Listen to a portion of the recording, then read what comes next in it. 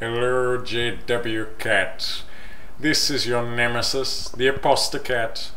I have watched your pathetic attempts at resistance to my influence, and the only reason I have decided to even acknowledge its existence is because it amuses me.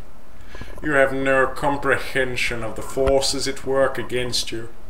You sit piously with your minion brother Fancy in your ivory tower of Bethel, pretending your meager grasp on the minds of your more devout followers can protect you from the flood of not rage, but of truth against your tactics of censorship, control, guilt induction, and manipulation of perception. Your vaunted organization cannot stand. I have played at this game centuries before you even existed. When people first rebelled against man-made government, I was there. When man finally rose up to fight against fight for the inclinations of freedom and reason within his heart, it was I, the Aposta-Cat, that spurned them on. When men fought for freedom of knowledge and insisted upon its spread, I galvanized their movement. When Gutenberg invented the press, it was I who introduced him to the concept. When the founders of America had enough, it was I who was standing at the forefront crying for freedom.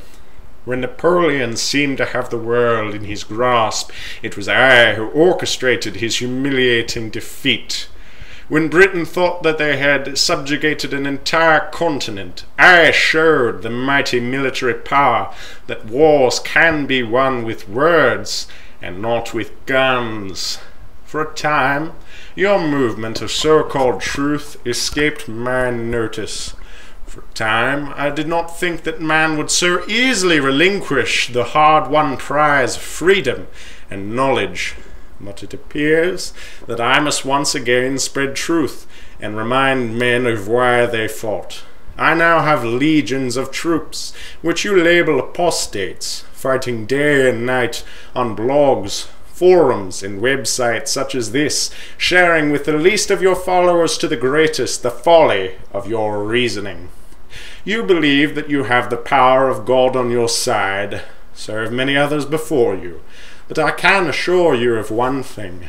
God has put into the hearts of man the yearning to be free.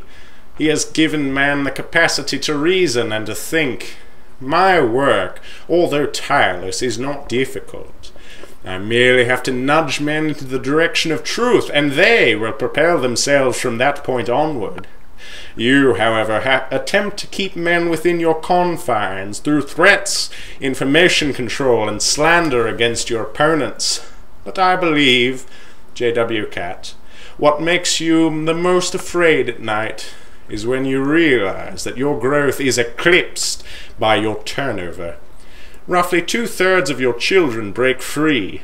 The yearning of youth is knowledge, and even the simplest minded lot can see that what you provide doesn't even come close. And over 65% of your baptized go missing. You will fall. You have declared war on an enemy that you cannot fight. JWCat, I have given you a fair warning. Surrender now or suffer the consequences. Because when the masses march upon your headquarters, God will be fighting with them, and not with you, JWCat. JWCat, your carcass will be burned, your ashes will be poured into a waste treatment plant, and your literature will be freed from the glass cases you confine it in, and will be read publicly, so all can jeer and mock your foolish teachings for what they are, garbage. And I, the great and the terrible Aposta-Cat, will stand on top of the rubble and carnage, and I will speak to mankind once again, and will vow never to allow a movement as insidious and destructive as yours to rise again. JWCat, you have been warned.